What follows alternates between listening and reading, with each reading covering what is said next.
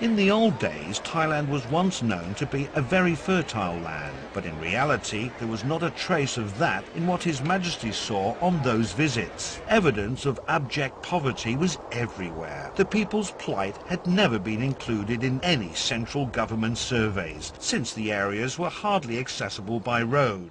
In times of bad drought, we had no rice grains to mill even for our own meal. His Majesty said once that we were to return the people's affection by our deeds rather than words. By all means, the cause of their sufferings must be tackled. His Majesty came to the conclusion that going places to hand out blankets and clothing to them was comparable to an attempt to fill an ocean. The objective could never be fulfilled. It would be better, he said, for us to see them in person, to inquire through our talking with them and establish where the root cause of their ills lay, why they did not have enough to eat, why rice planting came to zero harvest. Summer was spent in Hua Hin. Once the rainy season started, His Majesty might travel to Pi Kun Thong. From Pi Kun Thong to Skupan. After an interval, His Majesty would take off to Chiang Mai. That made up a whole year for him. With time, the problems became clear to His Majesty, and development assistance had been planned so as to cover all parts of the country. During General Prem Din Sulanon's premiership, more than 2 decades later, the government made it a point to help ease His Majesty's burden by accompanying His Majesty on his working trips and working to assist the poor on a more concrete and systematic basis. General Prem remarked to Ajahn Sanot and Dr. Sumet that it was not right to sit back while His Majesty was toiling in those rough and remote border areas. What more, financial support was also from his own personal pocket. The missions should be the government's responsibility instead. That was how the special task force entitled the Office of the Royal Development Projects Board came into being. It was very late at night, but the big map was still spread in front of His Majesty. The map was used in a briefing to him on matters happening in the land. Given the fact that His Majesty was well versed in multiple areas of specialization, it could be the reason why he could see things more clearly than others. In any case, it was just the first chapter of His Majesty's visits to the remote areas of the country. The map you see His Majesty carrying around with him on the trips is in fact the source of data bearing details pertaining to the conditions applying to each individual village in the kingdom, including its vicinity too. His Majesty could make analysis by just consulting his map. For His Majesty, who could envisage the condition along the routes he was to take, some roads were covered with dust during the dry season.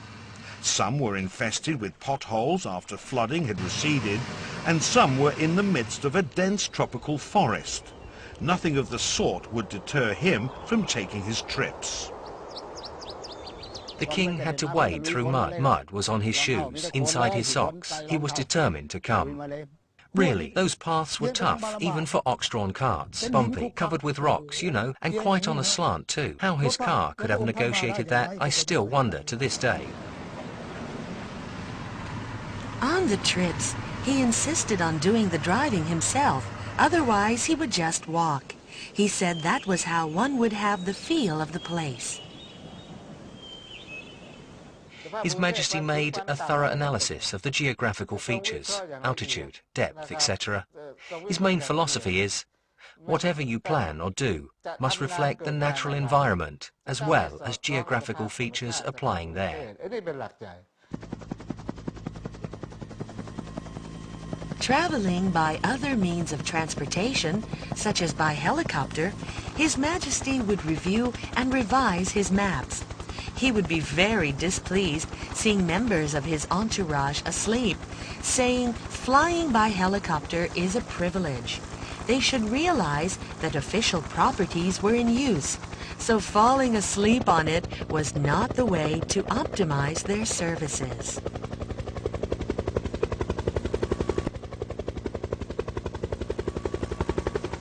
His Majesty was looking at the actual site referred to in the map spread before him the previous night. The people, village headmen and officials representing the government sectors concerned had a chance to brief His Majesty further so that he could make final corrections or enter updated notes.